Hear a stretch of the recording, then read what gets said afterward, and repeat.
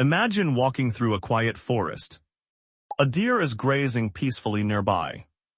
For a moment, everything seems calm. Then the deer notices you, its head rises, its body tenses. And within seconds, it disappears into the trees. The same thing happens to birds, rabbits, squirrels, and countless other animals. The moment a human appears, they often become cautious, or they run, but why? Most humans are not hunting deer. Many people love animals. Many spend their lives protecting them, yet the fear remains. What exactly do animals see when they look at us? Because the answer may reveal something surprising about both animals and humans. The truth is that animals do not see humans the way we see ourselves. A deer does not know whether you are kind. A bird does not know whether you support wildlife conservation. Animals cannot read your intentions. They can only observe your behavior. To them, you are simply a large creature entering their world. A creature unlike anything else around them. And when survival depends on making quick decisions, caution can mean the difference between life and death. Perhaps that is why so many animals choose to run first. Because somewhere deep inside their instincts, humans have become a creature worth watching carefully. At first, it may seem strange that animals are so cautious around humans. After all, we do not have claws like bears or teeth like wolves. But here's where the story becomes interesting. To many animals, humans share several traits with predators.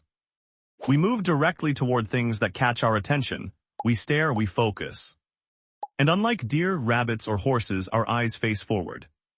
In nature, forward-facing eyes often belong to hunters. From an animal's perspective, that can be a warning sign. We may not look like traditional predators, but we certainly do not look harmless either. And appearance is only part of the story. Because animals have been encountering humans for a very long time. For thousands of generations, humans hunted animals for survival. Those that noticed humans early were more likely to escape. Those that ignored humans were less likely to survive. Over time, caution became an advantage, and advantages tend to stay. This does not mean animals inherit memories of specific humans. But it may explain why so many species react so quickly to our presence. Perhaps they are not simply responding to the person standing before them.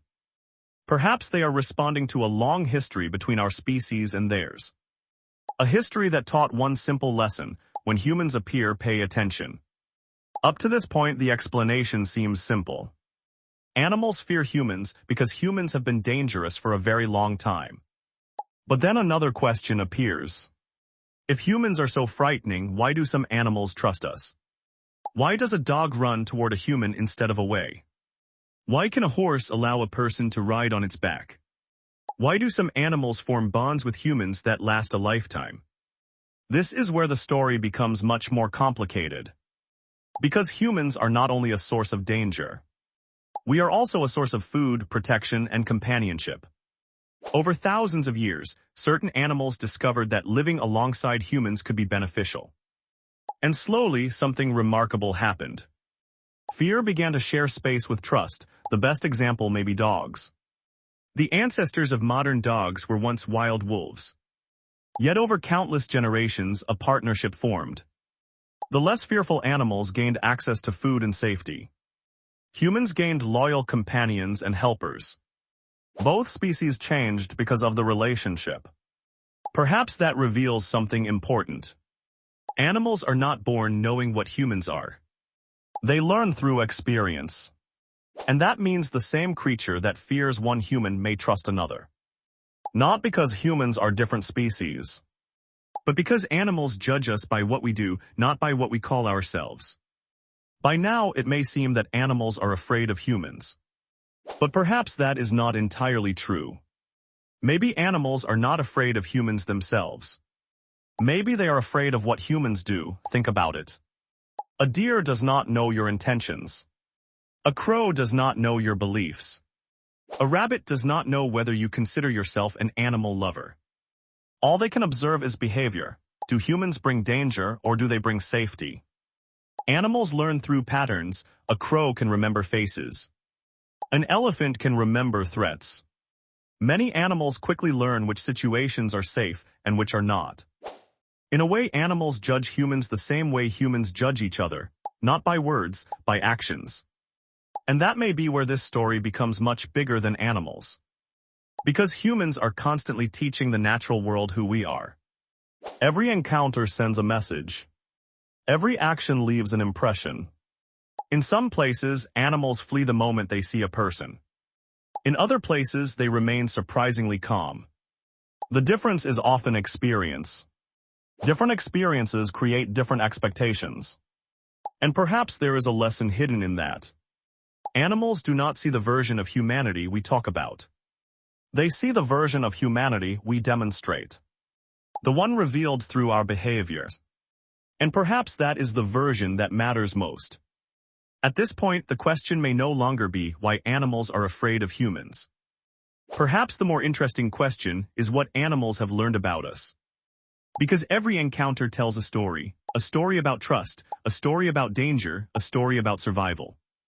And over thousands of years, animals have been collecting those stories. Some learned that humans can provide food. Others learned that humans can bring destruction. Many learned that humans are capable of both. Perhaps that is what makes our species so difficult to understand. We are protectors, and we are threats. Sometimes at the very same time. Which brings us back to the question that started this journey. Why are animals afraid of humans? Perhaps some are not. But maybe fear is only part of the answer. Because whenever an animal sees a human, it faces a decision.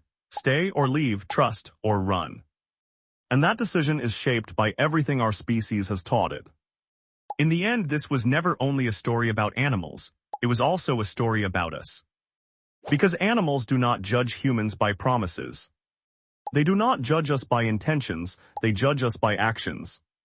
And perhaps that is the most honest mirror we will ever find.